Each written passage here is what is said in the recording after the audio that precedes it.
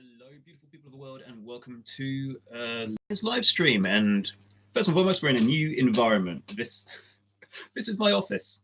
Yeah, it's where I do my work and I do my therapy sessions and self-therapies and stuff like that. Work in progress. It took a while, but it's all here. And behind me, you can see probably better if I went that way. Accolades. So that's absolutely happy days and cool. Better than conservatory. So warmer up here, and we can talk about tonight's live stream, which is going to be about Palestine Action, their actions and activities, and if they can be considered as terrorism, or are they a human rights group with a legitimate aim, legitimate goals and ethic? They're just misunderstood. So we're going to listen to, I suppose, both of those stories. Let's critically analyze Palestine Action and be fair about them to a degree. Pardon me. I will say also as a second thing that I am recovering from COVID. I've had COVID for the last week, or I suspect COVID. I mean, I've had this illness for a whole week, so my voice is going to be a bit musky at times. I will be stopping to cough and sneeze and what have you. And that's because, yeah, I'm recovering from this cold. And the weather that we're having at the moment here in the south of England is absolutely atrocious. So that's not helpful.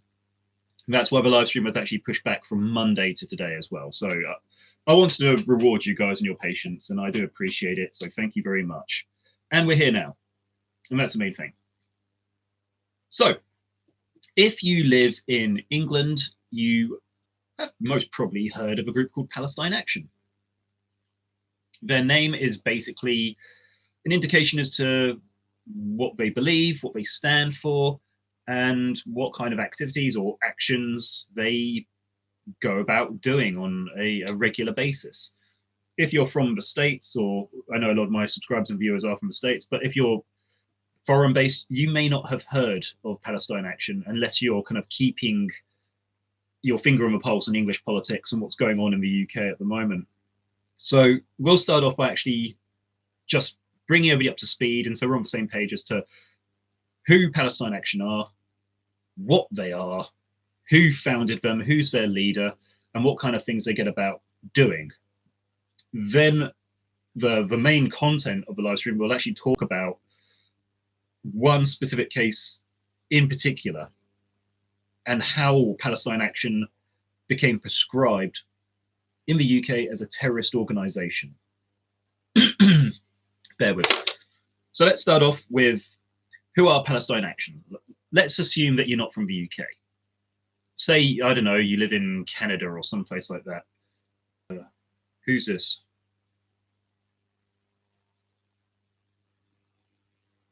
Oh, sorry. Just work contact on Teams. That's fine. Sorry about the cough. Like I said, the last of this illness just refuses to leave. Well, anyway, what's more important? Palestine Action.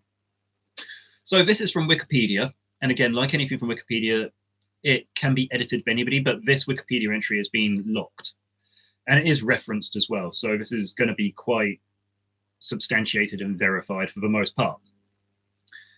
Palestine Action is a British pro-Palestinian direct action network, founded in 2020 with the stated goal of ending global participation in Israel's, quote, genocidal and apartheid regime, end quote. The organization also became active in the Gaza war protests in the United Kingdom in the wake of the ongoing Gaza genocide. It is currently prescribed as a terrorist group under the Terrorism Act 2000, making membership or support for it a criminal offence.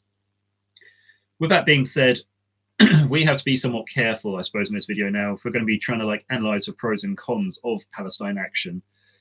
Because if we are going to be talking about the pros, I mean, I'd like to cover, I suppose, the pros. I don't support Palestine Action myself, but I'd like to draw maybe on what it is they hope to achieve without necessarily being sympathetic to the cause of what they're doing. So I'm just putting that out there as a disclaimer, because then I don't want the police knocking on my door saying, hey, you know, we hear that you admire Palestine Action. I don't. But I feel it's only right in any sort of debates to kind of hear both sides. Otherwise, you could just be like hearing just one side of a discussion, and even if you agree with that person, it kind of makes it not really a discussion or any sort of like critical discourse or anything like that, because it becomes an echo chamber then, doesn't it? You're just confirming your own bias. You're just listening to what you want to hear. So yeah, we should always look at two sides of a coin, and we can do that without being sympathetic to one or either side of the argument. So so that's Palestine Action in a nutshell. A British pro-Palestinian direct action network founded in 2020. What else was happening in 2020? COVID. I was having a discussion with somebody about this the other day, actually, about the year 2020. I personally feel that was the most whack year that life world has ever had. The whole COVID mandates, came in. It messed up society. It messed up people. It messed up health, mental health. I could go on. I did my dissertation at university about COVID, and I don't want to detract from what we're trying to talk about Palestine Action here, but the year 2020 was a very messed up year, and I feel that was like a turning point in society in many ways, that a lot of these kind of groups came out, and you saw a rise in extremism for both sides, both left and right. And yeah, so it doesn't surprise me that Palestine Action came around in the year 2020. It was a messed up year, and a lot of messed up things came out of 2020, Palestine Action being one of them. So interestingly as well, it said here, founded in 2020 with a stated goal of ending global participation in Israel's genocidal and apartheid regime. We could talk again ad nauseum about Israel as a country, Israelis as a nationality, Jews as a race. Let's not. But essentially, is the Israeli regime committing like an apartheid or a genocide? Some people say. Palestine Action appear to say so. And indeed, that's why Palestine Action go about their things, because they want to basically raise awareness about the perceived genocide which is happening in Gaza and other associated territories. They want to be able to kind of boycott, vandalize, sabotage, prevent, stop, retrograde Israeli production of arms to make a point or to raise awareness for the perceived plight of the Palestinians. But to say that Israel is actually running an apartheid state, that is very much open to debate. And why I'm pausing a lot here is because I'm trying to choose my words quite diplomatically. But ultimately, it could be reasoned that no, they're not. Because in Israel, you get a combination. It's the only country in the Middle East which has Jews, Muslims, and Christians living together, coexisting peacefully. And I'll say that because it's true. And cold hard facts don't care about your feelings. It is the truth. You can be a Jew in Israel, you can be a Muslim in Israel, you could be a Christian in Israel, you could be a Druze in Israel, you could be a nomad in Israel, and you can work, you can own a house, you can go in the armed forces, you could own a business, you can get an education, you can go into the parliament. Is that a sign of an apartheid state? No. I mean, if you want to look at an apartheid state, look at what was going on in South Africa during like the mid 20th century. That is a classic apartheid state. It's kind of ironic that South Africa have recently been criticizing Israel and calling it an apartheid state. It's like, well, actually, South Africa, you're painting the kettle a little bit black with that one, aren't you? No pun intended. So again, a lot of these kind of like splinter groups and pro-Palestinian groups tend to use the whole Israel's committing genocide or Israel is an apartheid state as a rationale for their existence, and certainly a rationale for the actions they do, which many of their actions are out and out criminal, as we shall see. Many of them are provocative, and many of them are suggestively criminal.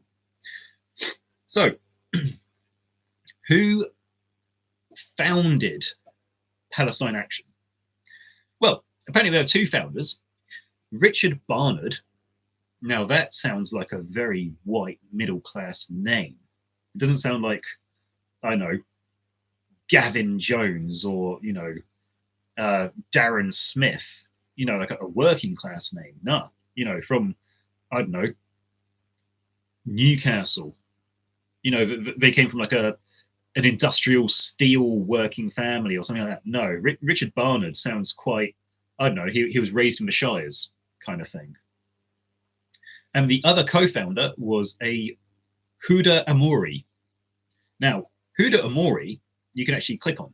So let's click on her and see what comes of Huda Amori. It's taking a little bit of time, so let me just refresh that. Pardon me.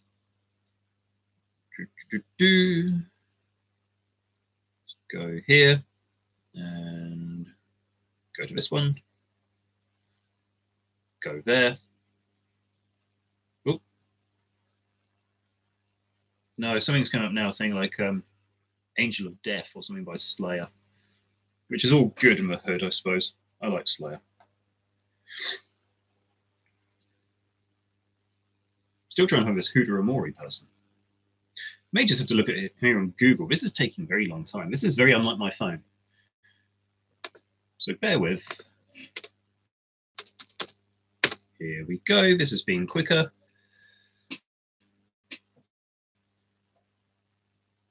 He says,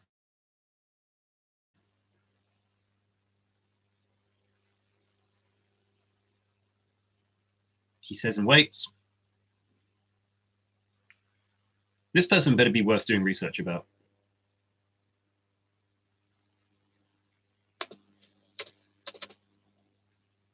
Oh. And actually, that one's loaded up as well.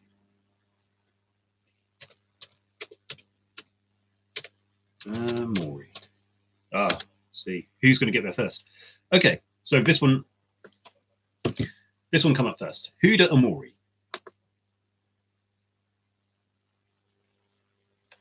And now it's taking time again to load up. This is brilliant. One of the things of moving, internet connection has been like really, really, I wouldn't say it's been bad, but it's been not as fluid as what it was in Brighton.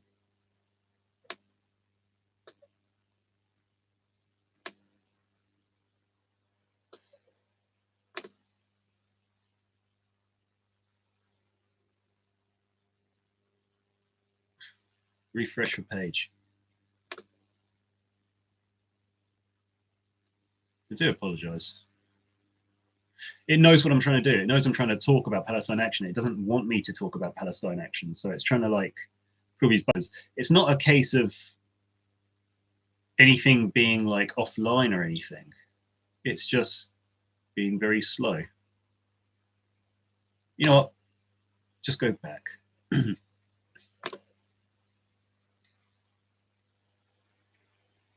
Okay, so here we go. Pardon me. Who is Huda Amori? Huda Basil J. Amori, born 17th March 1994, is a British activist known for co-founding the group Palestine Action. The UK government declared the group a proscribed terrorist organisation in 2025. By October of 2025, over 2,000 people had been arrested. Since its inception in 2020, Palestine Action has orchestrated a nationwide campaign of direct criminal action against businesses and institutions, including key national infrastructure and defense firms that provide services and supplies to support Ukraine, the North Atlantic Treaty Organization, NATO, Five Eyes. Five Eyes being the security group of the UK, USA, Canada, Australia, and New Zealand. They protect basically the interests of the Anglosphere and all different parts of the world.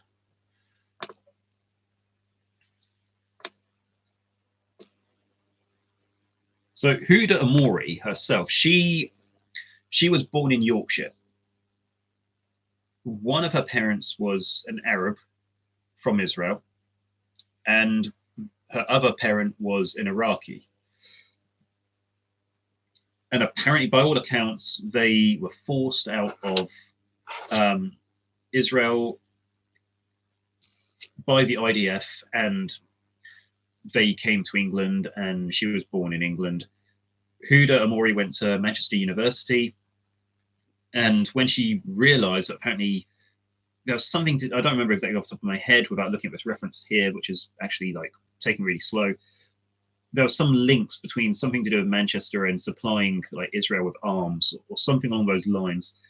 And Huda apparently took offense to that, and she started up this let's raise awareness for Israel apartheid, something very similar to like the Palestine Action creed. It was almost like the starter or the prototype of what was then to become Palestine Action. So she did that. As life went on, she became very much more involved in like the activism of Palestine Action and voicing her concerns about the actions of Israel, essentially, and she became very vocal about it. And speaking at university campuses, it's quite easy to do that because universities are generally very, very left wing anyway. They're going to cater for left wingers, so it's almost like fertile ground to preach your left wing creed at universities. You're going to get a good positive response, essentially. So that now brings us on to actually certain actions of Palestine Action. Now, for many years, for the first 5 years, I'd say Palestine Action, 2020 to 2025, nobody really paid Palestine Action any real attention. And if you think about what else was going on in the world at this time, like I said, you had COVID. That was then followed in the same year by the BLM movement and the whole hype that BLM got. You got all these other cell groups coming out at the same time, or the intervening years. Just Stop Oil, Insulate Britain, all these kind of environmental kind of groups. Greta Thunberg, she came around in like 2019, but during the early 2020s, that's when she was starting to flex her muscles, and we could see her sailing on this catamaran off to various different places in the world, what have you. So the world focus was on these groups. These groups were the main one. I mean, BLM was pretty much the one that you had to subscribe to, or you had to follow BLM.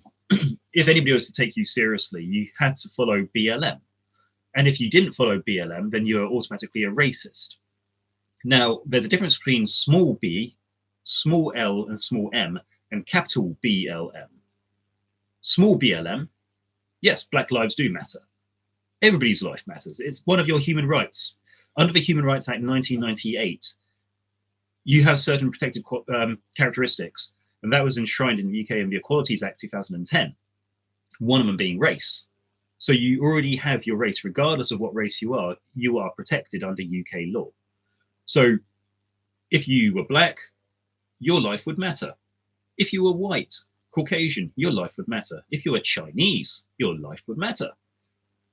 It went without saying, it was a basic human right, and that was protected under UK law. The issue is when you got the capital BLM, because that was not about anybody's lives mattering, that was about an ideology mattering. But the focus during these years was on BLM. Nobody cared about Palestine Action. They were just this fringe company which had started up with Richard and Hoda, as we heard earlier, in a university in Manchester.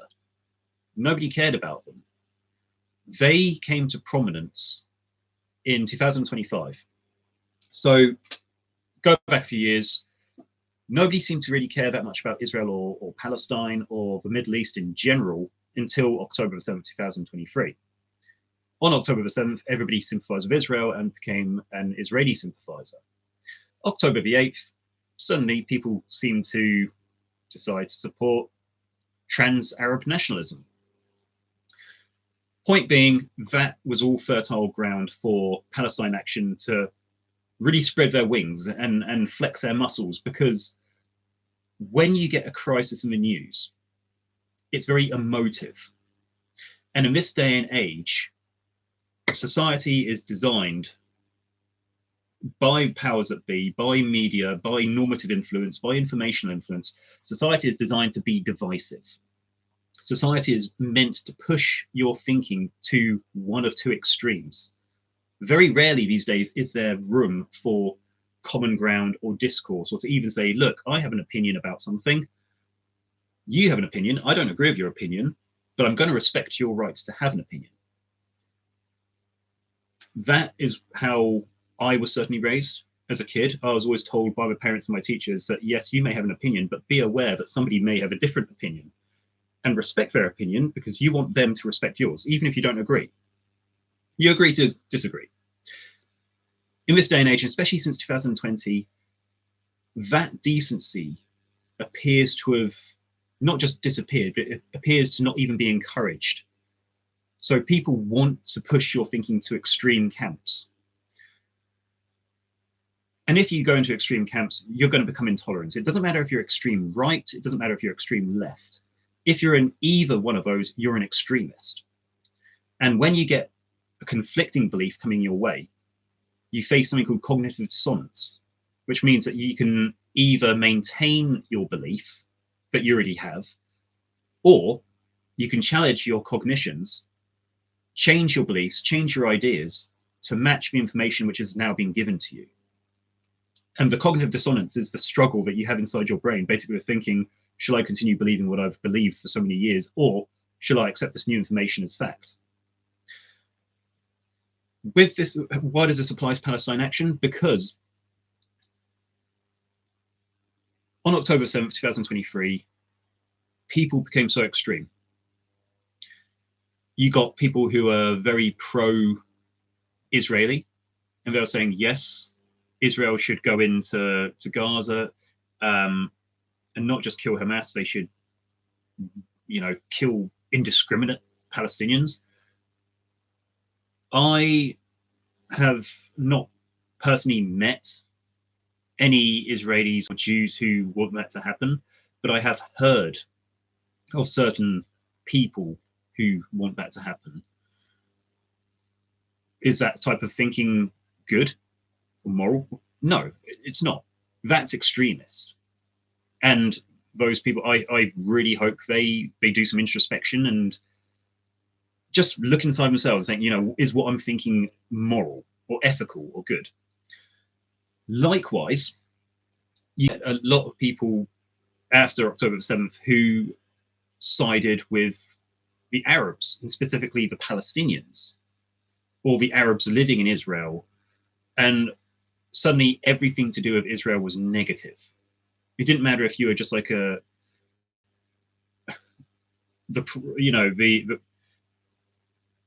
political figures in Israel. It didn't matter if you were like Benjamin Netanyahu. It didn't matter if you were like Israel Katz. People like this, you were evil. It didn't matter if you were like an Israeli shopper. You were evil. You're an Israeli baby. Oh, you're evil. Anything to do with Israel was automatically assumed and labeled and treated as evil. Now, we could go down another divergent route here and talk about like anti-Semitism. I'm not going to do that because that could lead into a very, very big talk about anti-Semitic attitudes in Europe and the wider world throughout history, starting from almost when Judaism came around right up to the present day. I don't feel we need to necessarily do that because this isn't necessarily about the anti-Semitic attitudes. It's actually about the actions of Palestine Action. But what I'm trying to get here is the fact that people became very extreme in their views after 2020, but people became very extreme in their views towards Israel and the whole Israel-Palestinian conflict in the Middle East after October the 7th, 2023. And this extreme, this fertile ground for extremism bred almost like it sowed the seeds for Palestine Action to really kind of take root, because Palestine Action saw this crisis happening. Palestine Action being at heart a political movement, and politicians, they do employ psychologists and behaviorists because they want to know what makes people tick. All political parties do it, but they could see how extreme and how simmering society was under the surface following October the 7th. and Israel's retaliation against Hamas. And they thought, oh, you know, this gives us good cause because we can now really kind of like, we could see what Israel's doing as a retaliation, and we can really like capitalize on that to get sympathy towards Palestine Action. Oh, look, Israel have just destroyed a hospital. Those bad Israelis. We need Palestine Action to stop them. Of course, what they don't say is Hamas, it has been proven, do use civilian settings to hide their hardware or to use as their own like hideouts and bases themselves. It's a horrible, horrible thing. War is a horrible, horrible thing. And the methods which some people use war but treat it like a game is disgusting. It truly is. If you want to know some real horror stories about war, look at the Rhodesian Bush War in Rhodesia, now called Zimbabwe. The tactics used by bushfighters in Rhodesia were disgusting. Another one is to look at the war crimes of what Japan did in World War II, and also look at the Korean War. Both sides, South and North Korea, during the Korean War, employed very inhumane methods against each other. But that's a side note. Do some homework about that. Going back to Palestine Action, they came to most people's attention in 2025 when Palestine Action suddenly decided to break into an RAF airbase. Now, this was at Bryce Norton RAF base, and I've been in armed forces myself, and I can tell you that they don't just let people in. They don't. You don't just rock up to an army base, and especially not an RAF base, and say, look, can we come in? If you have no clearance, they don't let you in. The only other way to get in, there's two ways actually. One, you break in physically, but do you know what the bad side of that is? You risk getting shot. And yes, from experience, you do patrol your army bases. You are given live round ammunition. You give a warning if you suspect or see anybody suspicious. You shoot twice towards them, not at them, but towards them. If they still refuse to do anything, you then shoot with intent to cause grievous bodily harm. So Palestine Action wouldn't have wanted that. When you consider most people from Palestine Action, and I forgot to mention this, when I mentioned one of the founders of Palestine Action, Richard character, sounding like a very, very white middle class type of name, a lot of people from Palestine Action, if you actually look at their names, are equally white middle class. They're not, and if you see video footage of them, they don't look as though they're from working class people. And you can say, what does a working class person look like? But you can tell that they're very young, they're scrawny. A lot of the guys have long hair, dyed various different colors like a rainbow. They're not, I wouldn't perceive anybody, I haven't seen anybody at Palestine Action in photo shots or on footage who looks tough. I wouldn't look at anybody from Palestine Action and say, yeah, they know how to fix a toilet, or yeah, they know how to start a lawnmower, or they know how to fry something on a barbecue. They don't. They look like your typical Tarquins, the type that go off to Thailand maybe for gap year and they get mummy and daddy to pay for everything. They're those kind of types. So I don't see them being the type to be able to take being shot by armed forces. No, I don't see that. I don't see them being able to withstand that, which leads to how they got into the base. They were let in. And that, if that is the case, and that is just my personal opinion, I'm not saying that's actually what happened. And I don't feel actually that anybody will know how Palestine Action got into this airbase. But I personally feel they were let in.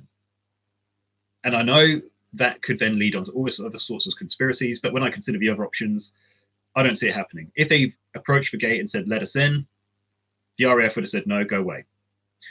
If they tried breaking in, they probably would have been shot. So they would have had to have, it seems more reasonable to suggest that they probably were let in by somebody somewhere in the infrastructure. They were given clearance. And that's scary. So what do they do when they're in this base?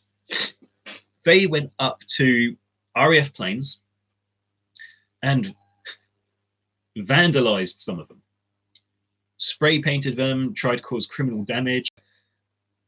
And again, you look at that in and of itself and you think there's so much wrong with that. One, they've technically, if we're to believe the narrative, they broke into a place, which is illegal. It's a crime, breaking and entering. Two, you broke and entered into a military establishment. So that's another crime. Three, you committed vandalism. That's a crime. You committed vandalism against machines and planes which are paid for by taxpayer money to defend the country. Am I the only one who sees there's something wrong with all of this? Anyhow, following this incident, Palestine Action, they gained notoriety. They became very well known all of a sudden from being this cell which nobody cared about. They suddenly became like frontline news, and I suppose rightly so, but for all the wrong reasons. So suddenly people became aware of Palestine Action, and the government, the Labour government, I feel did one of the only good things the Labour government have ever done, and that was actually label Palestine Action as a terrorist organisation. Why they're a terrorist organisation? For those reasons I listed. They got entry into a military establishment, and they vandalised planes and equipment which taxpayer money had funded for the defence of the country. So if that's not terrorism, I don't know what is. Well, actually, I do know what. There's a lot of other things terrorism can be, but that is one of the prime examples of terrorism. So they were prescribed as a terrorist organisation. One would then think, okay, that is great. So nobody's going to associate Palestine Action. If you see them on the street, we can say that they're terrorists just like Hamas, just like Hezbollah, just like Al-Qaeda, just like Daesh, just like all these other whack jobs. But no, this is the UK. And don't forget that, because that is a very, very important thing to say, because in the UK, we currently live in clown world. And whereas the rest of the world is probably getting on quite well and quite nicely, in the UK, we're currently governed by laws which just don't make sense. It's almost like the government are waking up every single day and thinking, how much more can we mess up this country? It seems to be like their agenda to say it and to do that. And why am I saying this? Because no sooner had Palestine Action actually been prescribed a terrorist organisation, you got people out on the streets protesting against Palestine Action being prescribed a terrorist organisation. You got people out there, and again, all these typical middle-class type people, these Tarquins and Hollies and Liams and all this kind of stuff, literally like lying down in the roads and calling it like, oh, we're protesting against genocide in Gaza. And of course, no, you're causing a public disturbance. So the police would come along, pick you up and take you away. And if they had placards like voicing support for Palestine Action, which many of them did, being a prescribed terrorist organization, the police came and took them away as well, saying like, look, you're supporting a terrorist organization, we're going to take you away. And you got people protesting against that, saying like, no, these protesters you're taking away, they have a right to protest. Yes, everybody has a right to protest, but protest about the right things. Don't protest about a terrorist group being officially labeled as a terrorist group. Some of these people would just protest about anything. You could just go up to them and say, hey, they're raising the price of chicken. Protest. Or say, hey, they're going to shut down all the co-ops. Protest. Or say, hey, protest. It's like they're almost paid professional protesters. They don't care what it's about, but as soon as they hear, oh, there's going to be a protest, they're like, I'll be there with my banners. And that seems to be what a lot of people Palestine Action, they don't know what Palestine Action do, which, as we said, is criminal actions. And as we've just talked about, they break into military bases to vandalize military equipment. Why would anybody wish to support that? I don't know. I really don't. Anyhow, Palestine Action then took it a little bit further, because in August of last year, it's only February of 2026, but August last year, a group of Palestine Action protesters broke into a factory in Bristol, just outside of Bristol in Somerset, in Filton. And this factory was owned by Elbit Systems. Now, Elbit Systems are an Israeli arms manufacturer. So again, this was an arms manufacturing factory just outside of Bristol. Palestine Action again broke into. Now, this leads me to suspect, again, like I said before, I personally believe that these Palestine Action protesters were let into the airbase, Brize Norton Airfield, Airbase, RAF Brize Norton. I believe this was the same kind of thing. I believe they were let in. Because again, if you get like an arms factory, you would expect security to be top notch. You would need clearance to get into a place like that. Because if they're manufacturing or maybe even testing arms, there could be some secret weapon stuff in there which hasn't been leaked to the public yet, or is still being prototyped and still being trialed. You don't just let anybody in. And again, if you're going to try and break into that, they're going to have security who are going to be very, very top notch, on the ball. You're probably going to get arrested, and you're probably actually going to get shot. Anyway, these Palestine Action protesters, they turned up, and I believe from the reports, they turned up in a truck. They turned up wearing these boiler suits, looking like members of Slipknot, but they didn't have like the masks or anything like that. They just had helmets. But again, it was all the same types, mostly white, middle-class, champagne socialist types, tall, scrawny. The guys all had long hair, and they had these middle-class names. And they got into this factory, and they went around with sledgehammers, destroying equipment. Again, vandalism, breaking and entering, if we're to believe the narrative, destroying military stuff. I mean, military equipment is expensive. It's not like they're just smashing a few teacups here and there. You know, we're talking like thousands of pounds worth of damage at a minimum. And the footage which I saw when I became aware of this incident, I watched the footage, and you saw there was one security guard in this factory, on this factory floor, who was trying to stop these kids. Essentially, they were kids. Stop these kids from destroying all the factory hardware. And the police were called, and it was a female police officer arrived. Now, from the footage I saw, I could be wrong, but from the footage and the resources I've tried to find, it was just one police officer. It was just one policewoman. She came along, tried to apprehend, and there was like a load of these Palestine Action people. There was no way she was going to be able to like stop and arrest every single one of them.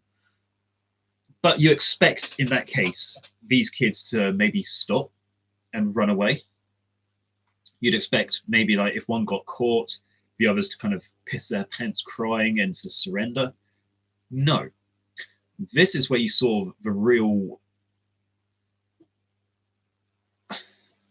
the viciousness of Palestine Action come out, because as this police officer and the security guard were trying to tackle these Palestine Action people, one of the Palestine Action protesters swung a sledgehammer at the security guard, and they scuffled. They fell on the floor.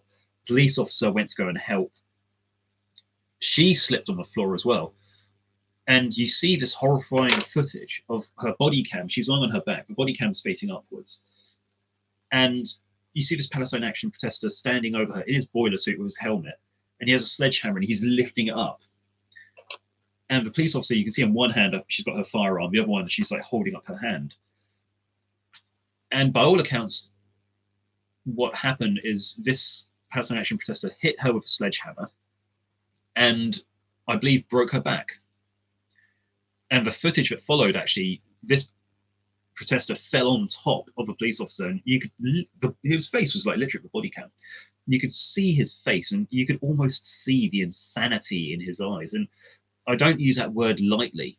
It was simply psychopathy in his eyes. You could see this self-loathing hatred, and maybe the psychologist in me is really coming out here just looking at people's eyes and stuff, but you could see maybe like all the child abuse that he'd received and the bullying he'd gone through and the neglect from his parents.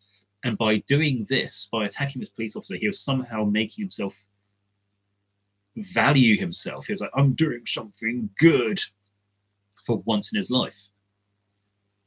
I feel for that police officer, and I'm going to be honest, I don't have that much time for the police. I really don't, and especially since October 7th, 2023, when I've seen a lot of police actually implement two-tier policing. I don't have much time for them. But at the same time, that police officer was a human being. She may have had a family. She was thinking, you know, I'm going to go report this distress call, go home for the night, and actually just enjoy my evening. No, she got a broken back because some whack job decided to slam a sledgehammer into her back. And for what? What did he gain from doing that? Despite, you know, validating his own poor self-worth, his self-value. Sorry. But these Palestine Action protesters from this event, they were apprehended and they went to court. Some of them, I'm not going to read you this, to be honest, because, yeah, it is absolutely ridiculous. So this is from BBC. I don't like getting my references from BBC, but it's at least a real news outlet, sadly. So Palestine Action activists face retrial.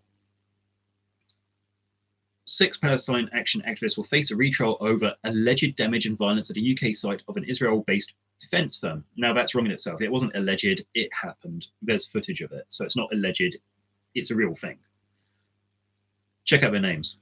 Charlotte Head, 29. Samuel Corner, 23. Leona Cameo, 30. Fatima Rajwani, 21. Zoe Rogers, 22. Jordan Devlin, 31. Are accused in connection with a break-in at an Elbit Systems site near Bristol. They were cleared of aggravated burglary earlier this month, but the jury could not decide on criminal damage charges against all defendants, as well as allegations of violent disorder against Head, Corner, and Cameo. Corner is the guy, I believe, who actually smashed and broke the police officer's back, by the way, with a sledgehammer. Prosecutor Deanna Here, Casey, said aggravated burglary charges against 18 other defendants who are accused of taking part in the break-in will be dropped. Surprise, surprise. She said that decision had been made after the prosecution reconsidered the sufficiency of the evidence in relation to the charge. The 18 defendants continued to face other allegations in relation to the break-in. At the first trial, Corner, the guy with the sledgehammer, I'm going to keep saying that, Corner was accused of causing grievous bodily harm with intent, but the jury was unable to reach a verdict on that charge. Head, Corner, Cameo, Rajwani, Rogers and Devlin will face a retrial in relation to all charges against them, which did not end in verdicts, Here said. Woolwich Crown Court was told this retrial was planned for 16th of February 2027. Why so long away? I mean, the evidence is there. See, it's stuff like that, literally, that people in the UK are losing faith in the judicial system. People in the UK, if they can afford it, are leaving the UK to get away from crap like this. If the courts are not protecting people, decent people, from crimes like this, what's going to happen? People are going to start becoming vigilantes and taking law into their own hands. And I'm not saying that's right. Again, pissy English culture is so fucking, you know, pussyfooting. It's, oh my God, you know, you said this, you're implying it. No, I'm not implying that I support vigilantism. I'm not saying that I feel that that's what should happen. Indeed, it shouldn't happen. because we should have the police and the courts on the people's side, and they're not. And this is evidence that they're not. Especially this guy, the corner guy. What's he called? Samuel Corner? Yeah, the guy who smashed the police officer with the sledgehammer. How could they not come to a decision on that? It's on the police officer's body cam footage. When she falls over, you see him with a sledgehammer above her. He whacks it down, he falls on top of her, and it goes right into his face. The camera goes right to his face. How much more fucking evidence do you need? Does he need to literally like get it painted on his forehead? Oh, he smashed the police officer's back. Absolutely ridiculous. There's a video actually on this that my friend actually sent over to me. So I'll actually I'll show that to you as well, actually, because it's funny, but it's not. So let me turn up the volume. Oh God, what am I doing? Here we go. Bear with. Right. So I'm going to show you a video of one of the girls who apparently took part in this break into this Elbit Systems factory. And this is what she has to say for herself. Hopefully you can hear it.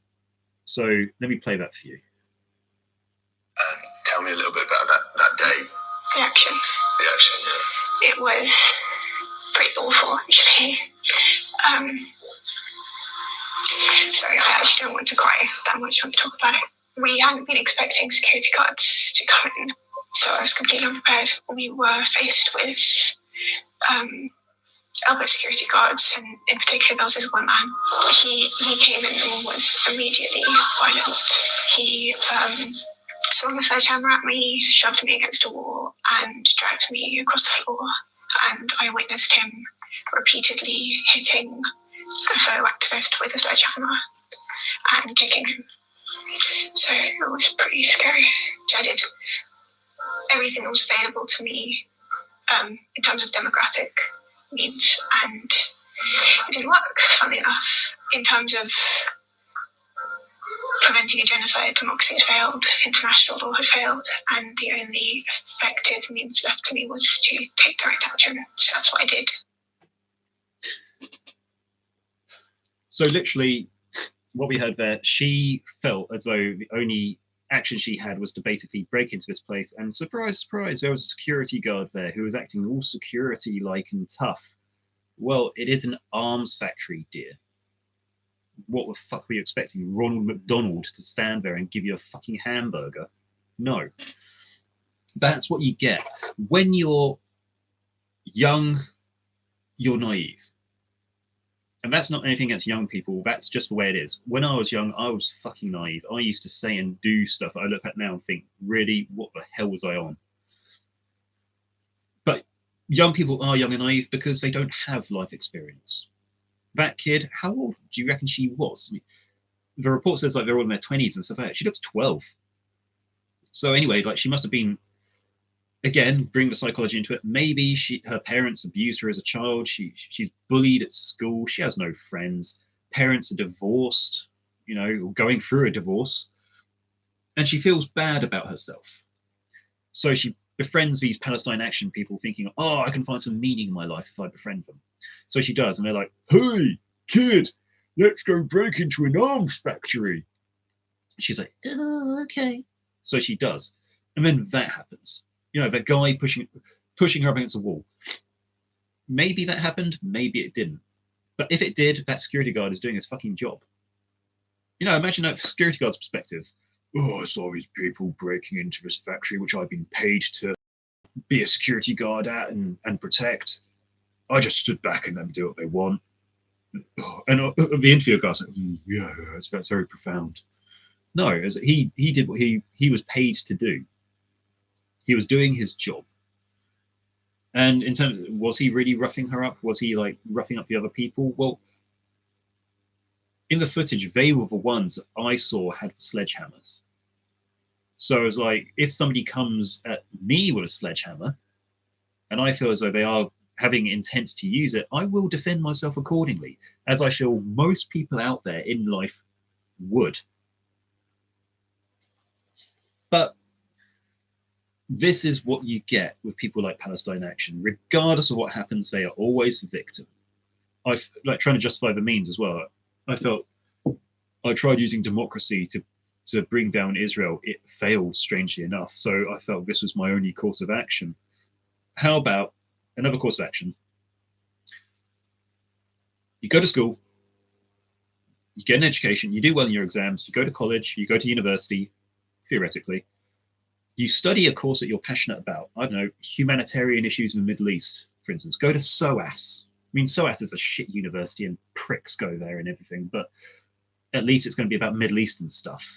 It's probably one of the only good things that you know about. Well, that's good about SOAS. Go there, do some studies about Middle Eastern humanitarian crisis or Middle Eastern studies, get a degree in that. Then you can approach humanitarian organizations. Say, look, I've got a degree in, you know, if the oppressed Kurdish minority in northwest Iran, what can I do to help? They will patch you through to the right connections. But doing crap like this, you're going to get yourself hurt.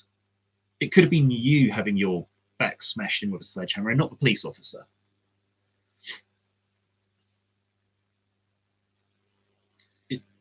Doing stuff like this does not help. It doesn't put people behind you. It doesn't make people think, oh, wow, these are cool people. These are people I want to follow and aspire to be like. What did they think was going to happen? And again, you see stuff like this with like Greta Thunberg, how she went off to try and break the blockade around Gaza twice. Well, yeah, twice last year, wasn't it? Both times she got knocked back. But putting people like Greta on pedestals, they become role models of people like that little girl we just saw. Because they feel so bad about themselves. They look at Greta's and they think, oh, you know, I want to be just like that. That's the role model. They don't look at their parents and think, that's my role model. The ones who are going out to work 9 to 5 and bring food on the table and give me clothes and give me a bed. No, they're not the role models. Oh, God forbid. They follow Greta's. And then that's what happens to them. I kind of like feel for that girl in a way. I looked at it and think, like, what kind of therapy will she have to have later in life? What do you think what's going to happen to her, like her development? She gets to her teenage years. Oh, she's 20s, isn't she? She's really past that. I don't know. Does she have a job? What do her bosses think about that? Oh, so we saw footage of you breaking into this arms manufacturing factory in Bristol. So you committed a criminal act. You've broken and entered and bust up some police officer and you're standing in court. Sorry, we're going to have to let you go. It doesn't pay. Anyway, I feel the last part of this live stream to run us up to about an hour. So we've only got a few minutes left. Talk about the pros of Palestine Action, because I said that at the beginning, I was going to critically analyze it, and the pros are not going to be that long. I'm going to be honest, but I'm still going to give some pros just to kind of see the other side. We could look from the pros of Palestine Action from two perspectives. We could look at it from the organizational perspective, the pros of why the group exists, and the pros and virtues of its proclamations and goals and aims and stated ambitions. And we can look at it from the pros of the participants themselves. So from the organizational perspective, what is a positive about Palestine Action existing? There's only one I can think of, and that is to raise awareness of the plight of Arabs in Gaza and the West Bank. However, I feel that plight is misguided because I feel that Hamas in Gaza, or the Gaza Strip, because the Gaza Strip is basically run by Hamas since 2005, when Israel gave it to Hamas. Ever since 2005, Hamas have been ruling that place with an iron fist, and they have not done anything with Gaza. They want to keep it impoverished. And they want to keep it impoverished so they can blame Israel for it. So then it creates a justification for Hamas to continue existing, to fight against these perceived oppressors, but really it's Hamas who are actually oppressing them. And in the West Bank, you get Fatah, who are not as militant as Hamas, but they still hate Israel. So Palestine Action existing is raising awareness for the plight of the civilians, the Arabs who live in Gaza, the West Bank, specifically Gaza. But it's not Israel who are your enemies, it's Hamas. And if Palestine Action raised awareness about Hamas and what Hamas were doing and are doing and probably will continue to do in years to come, Palestine Action may have an actual legit reason to exist. Now let's look at it from the perspective of the actual participants. What's the positive about Palestine Action being around from a participant perspective? Now, take that little girl we just saw. A lot of these people, as I said, they're young. The education system in England is shit. And I feel, and as do many other people, it's deliberately kept shit. You're not encouraged to critically analyze things in education in the UK these days. You're basically meant to believe what you're told. And it's been that way for many, many years, especially since the Blair years. It's very much a case of, we're going to teach you this and don't you dare question this. So you've got essentially a whole generation in the UK who've been raised under do as I say, not as I do. That young girl, she's at her school, she probably wasn't taught any differently. I doubt she's got any Arab friends. I am just making an educated guess here. I could well be wrong, but I doubt she's been traveling. I doubt she's lived in foreign countries. I doubt she knows how to speak many languages. She's probably just seen and heard certain things from certain people in certain places in the UK. I don't know, maybe she's taken a visit to London and she spent some time with, I don't know, another university student who happened to come from Pakistan, say, or I don't know, Sri Lanka. And that to her gives her that justification of like, oh, I know about these foreign cultures. No, you don't. Fucking hell. I mean, I've lived in Malaysia, I've lived in Middle East, I've lived in India, I've done charity work in Sri Lanka, I've traveled extensively across the Middle East. Even I don't consider myself an expert. There's always something to learn. But people like this, they don't know any better. So they're very young, they're very naive, easily influenced. And like I said, most of these people tend to come from the same sort of pond, which is mental health issues, you know, child abuse. They come from these middle-class backgrounds where they're born into wealth and they're bored. They feel shit about their lives. So they do stuff like this to make themselves feel good. But maybe in like that girl's, as an example, maybe her mind, she genuinely believes that the Palestinian Arabs in Gaza are being oppressed by Israel. She genuinely believes that. So her doing that in her mind, she may feel that actually I'm doing something genuinely good. When you grow up, when you start actually living with people from these different countries, when you actually start talking and engaging and living with people who've been through these type of conflicts, then you start to learn. And I'm not saying read books, because books are great, but it depends what books you read, and it depends who wrote the books. You could take any book on history, and a historical thing happens. I don't know, say the death of William Wallace, as an example. Now that's an event, it happened. The death of William Wallace. He was hung, drawn, and quartered in early 14th century, between 1300 and 1304, I believe. Could have actually been 1304. But anyway, he was hung, drawn, and quartered. He died at the hands of King Edward I.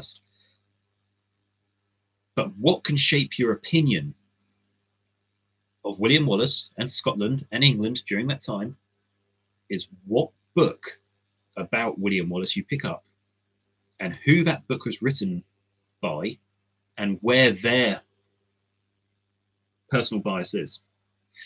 Because if you pick up a book about William Wallace written from a Scottish nationalist perspective, it'll make the English appear to be the bad guys. If you picked up a book about William Wallace written by an English nationalist, it'll make William Wallace appear to be the bad guy. Even though you could have read that book about that singular topic, who it's written by and where their mindset is at will actually influence what you think. So I wouldn't even say to these people, pick up a book and read about Israel. I won't say pick up a book and read about Palestine. Pick up a book and read about the plights of Palestinians, because that what you're going to get out of it is very much based on who wrote it. So instead, what I'd say is go and live with some of these people if you can. At the best, try and socialize them. Go to like a synagogue and say, look, you're interested in Judaism. Could you perhaps meet the rabbi or attend a festival or a ceremony just to come get a bit of exposure, and then stay at the end and ask questions? Same with a mosque. Go see the local mullah or imam. Talk to them and say that you're interested and you want to know a little bit about this. Get that direct experience, and that will help you more. Don't listen to what your friends say to you. Don't listen to TikTok. Don't listen to Facebook. Don't read YouTube comments. Don't watch BBC News. And I know I just read an excerpt from BBC News, but that's about as much BBC I've read in about 10 years. But question everything. Question what people are telling you. Why did this happen? Why are you telling me this? What perspective are you speaking from? Israeli or Arab? And why? What's your agenda in this? What's your reason to telling me all this? And that's what, sadly, a lot of these pro-Palestinian people don't appreciate, simply because they are young. And when you're young, you want to feel as though you're helping the world in some way, shape, or form. And we've all been there. We've all been there. We want to go out. We want to make a difference. We want to feel as though that, yes, we're helping our fellow man. It's only when you get older you realize that you can help in more realistic ways. And sometimes you don't have to go to the ass end of the planet to help somebody. Sometimes it starts with actually just helping your neighbor, helping somebody who's close to home. Do some volunteer work. Help out at a local food shelter. Apply for a part-time job helping at a day center for kids with learning difficulties or something. The reason why people don't want to do that is because it doesn't sound sexy. Yeah, I help people with learning difficulties. Oh, that's fun. Let me tell you something, it is fucking fun. I did it for many years. It is fun. So that's just rounding off what I'd say is like the positives of Palestine Action being around. I don't condone their methods. I don't condone their leadership. I'm very suspect of their leadership, to be honest. I feel as though they should be a prescribed terrorist organization. I'm glad they are still a prescribed terrorist organization, and I feel that should continue. But kids, if you're feeling tempted to support Palestine or the Arabs in any way, shape, or form, before you do that, go and actually, like what I said earlier, go get some experience with people, actually real people from the Middle East. And once you spend some time with them, once you spend time talking to them, socializing them, getting to know their beliefs and cultures, then you can make your decision. But don't jump into places like Palestine Action, because one, they don't care about you.